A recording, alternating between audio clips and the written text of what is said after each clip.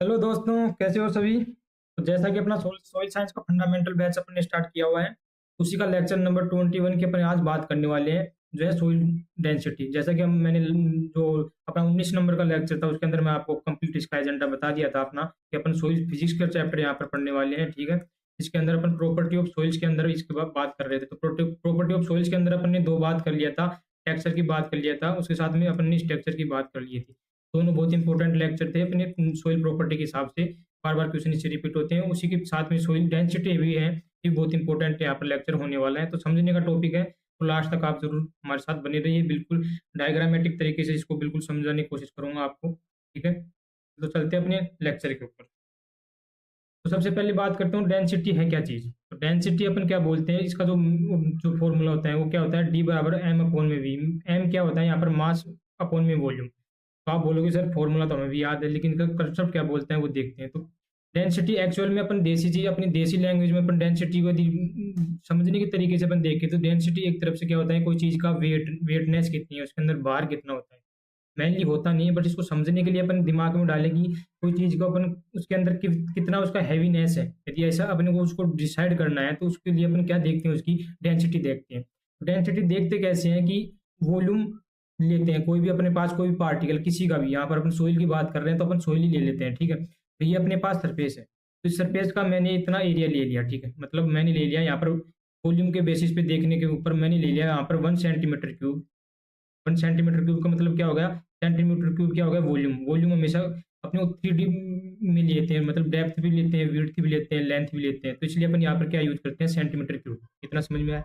तो अब 1 centimetre cube का एरिया मैंने ले लिया, तो इस 1 सेंटीमीटर क्यूब का जो एरिया है, इस 1 सेंटीमीटर क्यूब के मीटर एरिया में कितने पार्टिकल मतलब ये यहाँ पर है। तो इस जो पार्टिकल का जो मास होगा, जो मैंने यहाँ पर बताया आपको मास, तो मास का और वॉल्यूम का जो रेशियो होगा वो ही अपने को उस चीज़ की क्या बताएगा, डेंसिटी के बारे में। ये हर चीज़ के ऊपर अप्लाई होगा।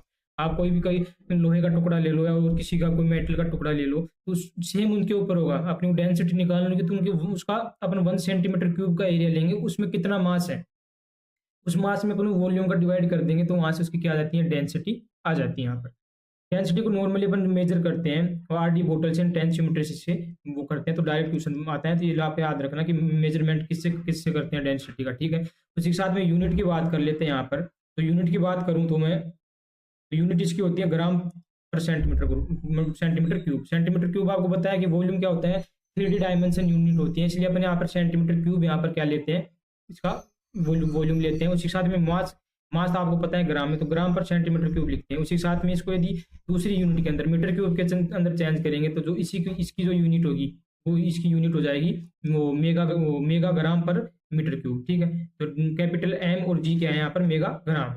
इतना याद रखना। यदि यहाँ पर स्मॉल एम और जी आता है तो क्या होता है, मिलीग्राम हो गया है, ठीक है। मिलीग्राम और मेगाग्राम में आपको डिफरेंस यहाँ पर रखना है। उसके बाद बात करते हैं बल्क डेंसिटी की। इसके दो टाइप होते हैं, बल्क डेंसिटी जिसको अपन इसको बोलते हैं आभासी घनत्व के नाम से जानते हैं। उसी साथ में होता है, सेकंड पढ़ाऊंगा आपको यहाँ पर, पार्टिकल डेंसिटी। तो दो डेंसिटी होती है यहाँ पर।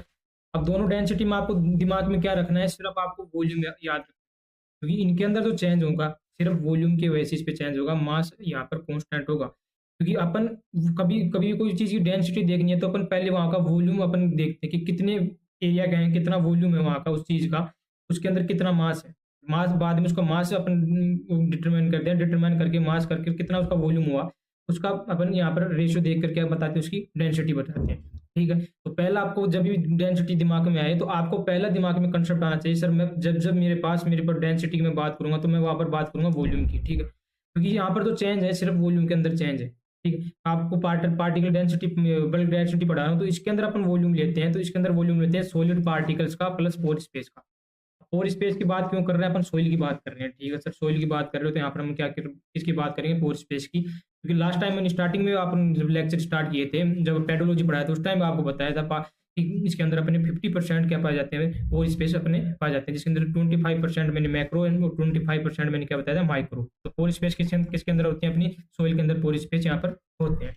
तो उसके अंदर सॉलिड पार्टिकल्स और पोर स्पेस जहाँ जहाँ दिखेगा तो मैं वहां पर किसकी बात करूंगा, सर बल्क डेंसिटी। इतना क्लियर हुआ। और जब भी अपन बल्क डेंसिटी की बात करते हैं तो इसका जब सोइल का मेजरमेंट करते हैं तो उसको अपन ड्राई करते हैं 105 डिग्री सेंटीग्रेड पे अपन ओवन के अंदर इसको ड्राई करके फिर यहाँ पर अपन क्या लेते हैं, सोइल का मास लेते हैं। ये अपने को एक याद रखना है।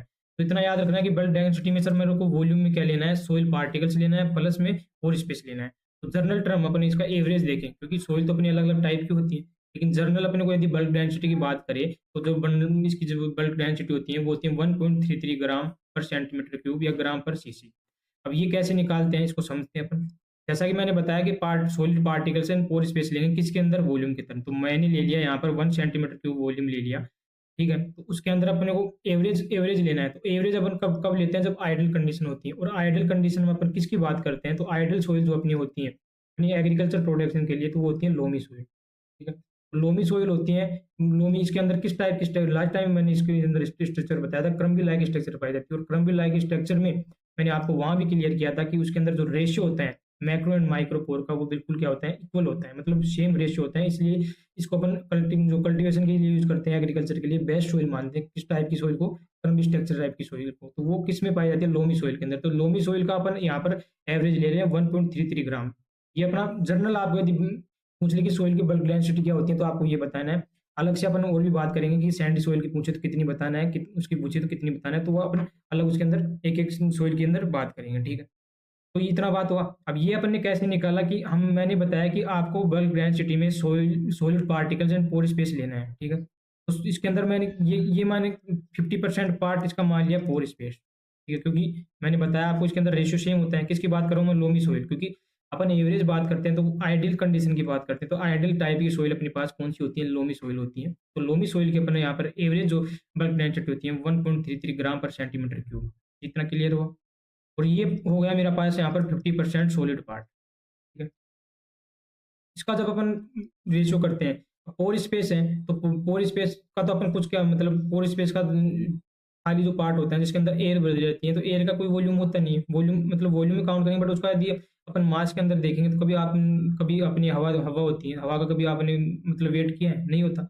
यहाँ पर भी अपन 50% जो होगा, 50% का वेट यहाँ पर अपन यहाँ पर काउंट नहीं करते। तो अपन जब इसका मास कैलकुलेट करते हैं, तो मास कैलकुलेशन के अंदर ओनली अपन कौन सा पार्ट लेंगे, ये 50% इसका सोइल का। तो इसकी जो सोइल डेंसिटी आती है, जब निकालते हैं अपन कैलकुलेट करते हैं, तो 1.33 होती है। इतना याद हुआ आपको। बिल्कुल दिमाग में डाल लेना कि 1.33 ग्राम क्या थी, ये आइडियल कंडीशन में थी, ठीक है।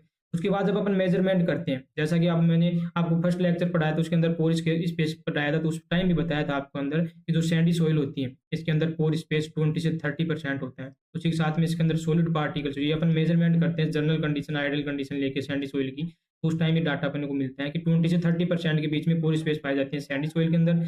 उसी के साथ में सॉलिड पार्ट होते हैं 70 से 80%।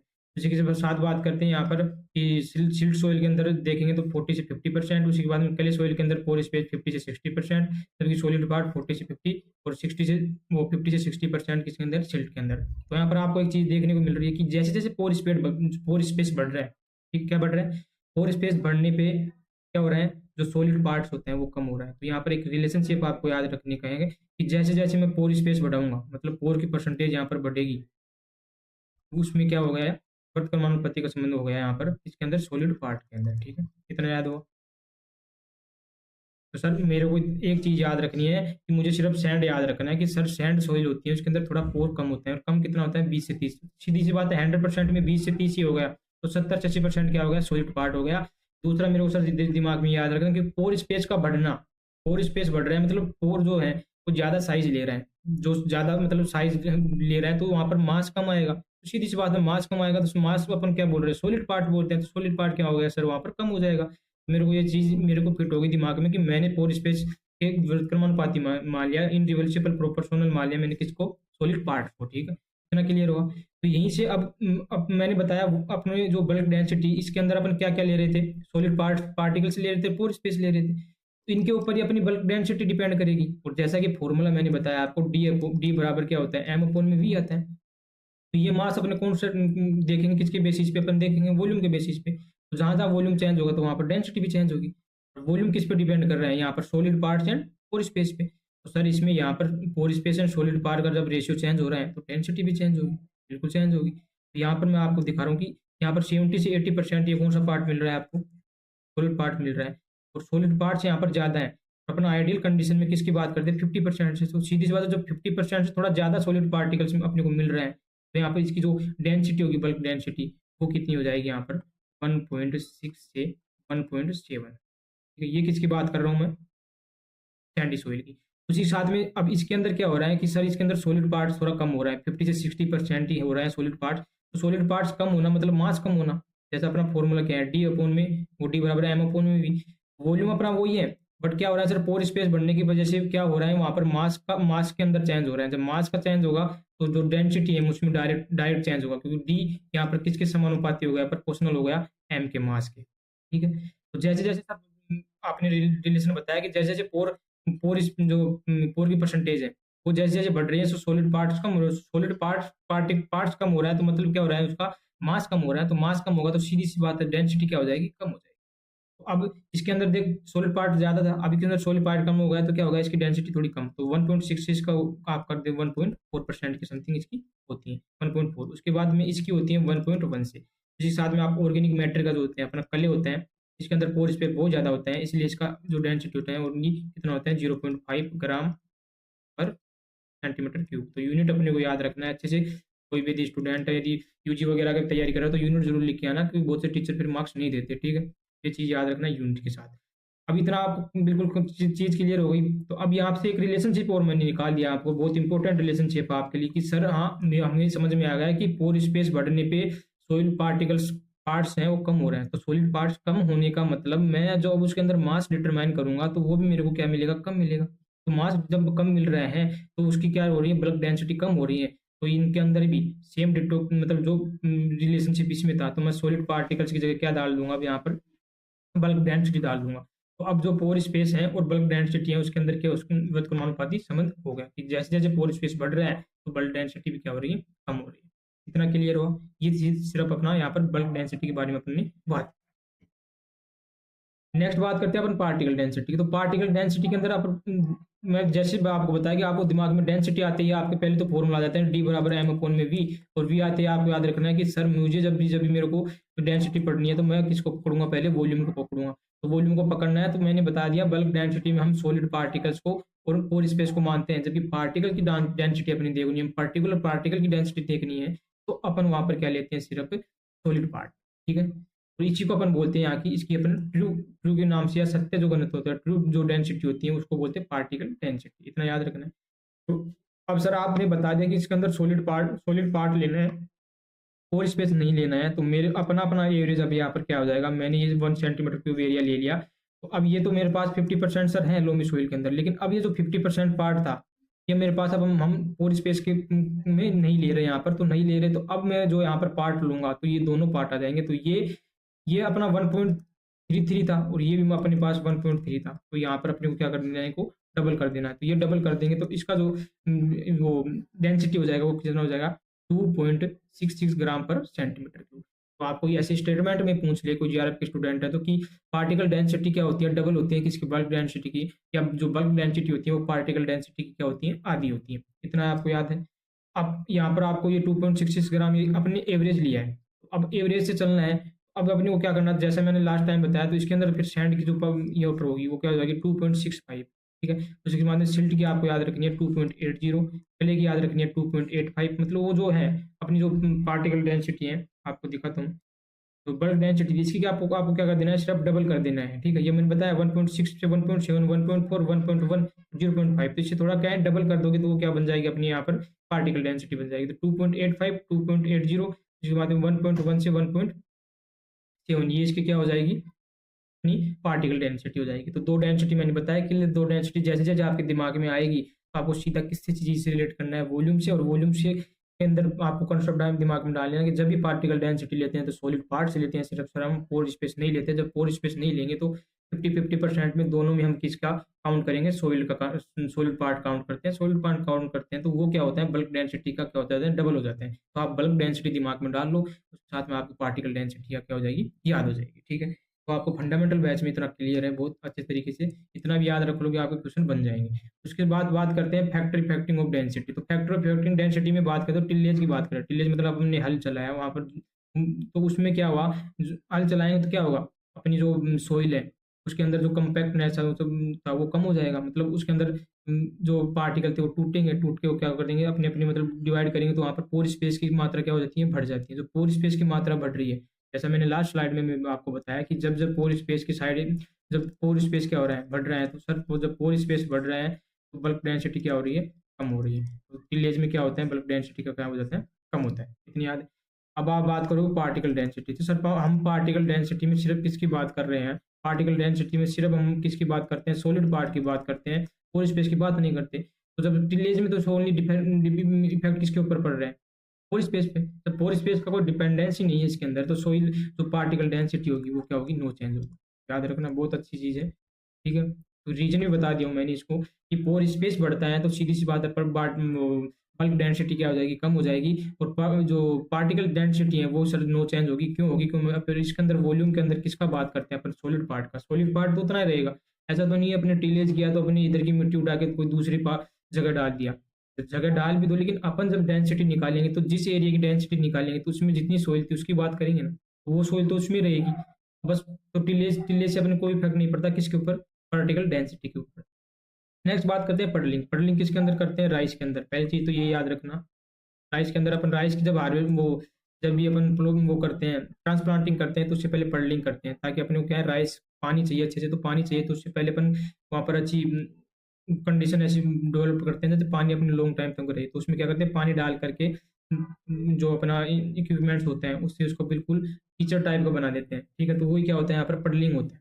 पडलिंग में क्या होता है, जैसे उसको मिक्स करते हैं तो उसमें जो पोर स्पेस होता है वो क्या होता है, यहाँ पर कम होता है, क्योंकि जो मिट्टी थी वो पानी के साथ मिक्स करके कीचड़ का फॉर्म कर लेती है, मतलब एक हार्ड पैन टाइप का फॉर्म कर लेती है। जैसे तो करते हैं तो उसमें क्या हो जाता है, जो पोर स्पेस थे वो क्या हो जाते हैं, कम हो जाते हैं। तो जब आप यहाँ पर पोर स्पेस कम कर रहे हो, जब पोर स्पेस कम हो रहे हैं, तो सीधी सी बात है बल्क डेंसिटी क्या हो जाएगी, बढ़ जाएगी। तो जब भी पडलिंग करोगे तो बल्क डेंसिटी क्या हो जाएगी, बढ़ जाएगी। तो आप सर जब पोर स्पेस की यहाँ पर ओनली बात कर रहे हो तो मैं क्या करूंगा, मेरे को जो पार्टिकल डेंसिटी है उसके अंदर मैं क्या रखूंगा, नो चेंज। ठीक है, इतना क्लियर हो।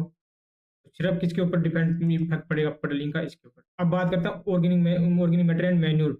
मैन्योर मतलब जो भी अपन वर्मी कंपोस्ट वगैरह डालते हैं तो उससे क्या इफेक्ट पड़ेगा, जब अपन चीजें ऐड कर रहे हैं, मैंने ऐड कर दिया, ऐड करने से क्या हो रहा है, मेरे पास ये 1 सेंटीमीटर क्यूब एरिया पहले था, अब इसके अंदर मैंने क्या कर दिया, मैन्यूर मैंने क्या कर दिया, ऐड कर दिया। ठीक है सर, अब मैन्यूर ऐड कर दिया तो आपको पता है, मैंने बताया पहले भी बता दिया था कि मैन्यूर वगैरह ऑर्गेनिक मैटर वगैरह होते हैं, इसके अंदर क्या होता है, पोर स्पेस जो होते हैं वो क्या होते हैं, ज़्यादा होते हैं।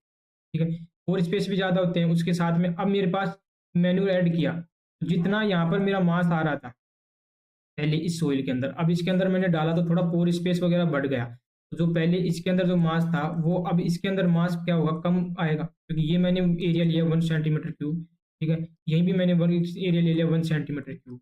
अब इसका मैंने मास निकाल के यहाँ इसकी पार्टिकल डेंसिटी निकाला, तो यहाँ पर जो अब के मास आया मेरे पास वो सर कम आया, किसके कंपेयर में, इसके कंपेयर में, क्योंकि मैंने चीज क्या कर दिया यहाँ पर, और ऐड कर दिया। तो जब न्यू पार्टिकल ऐड कर दिया तो जो मेरे पास नए पार्टिकल जो ऐड किया था उसकी क्या डेंसिटी ऑलरेडी क्या थी, कम थी। तो जो अब नया जो अपना अब मेरा यहाँ पर जो चीज बन गया, जो नई सोइल टाइप की बन गई, उसका डेंसिटी भी क्या हो जाएगा, कम हो जाएगा। तो यहाँ पर आपको याद रखना है कि यहाँ पर बल्क डेंसिटी भी क्या हो जाएगी, यहाँ पर कम हो जाएगी, उसी के साथ में पार्टिकल डेंसिटी भी क्या हो जाएगी, कम हो जाएगी। ठीक है, किसकी बात कर रहा हूँ मैं, ऑर्गेनिक मैन्यूर एंड जो भी अपन ऐड कर रहे हैं। उसके बाद बात करते हैं डेप्थ ऑफ सोइल। तो डेप्थ ऑफ सोइल की बात करते हैं तो डेप्थ ऑफ सोइल में दोनों ही पार्टिकल डेंसिटी भी और पार्टिकल डेंसिटी और बल्क डेंसिटी भी दोनों क्या होती हैं, इंक्रीज होती है। कैसे होती है इसको भी समझ लेते हैं। ठीक है, बिल्कुल एक एक चीज को समझना है, डायरेक्ट रटना नहीं है ऐसे कि बल्क डेंसिटी बढ़ रही है, डेप्थ बढ़ रही है, तैसे रट्टा लगा रहे हैं, नहीं।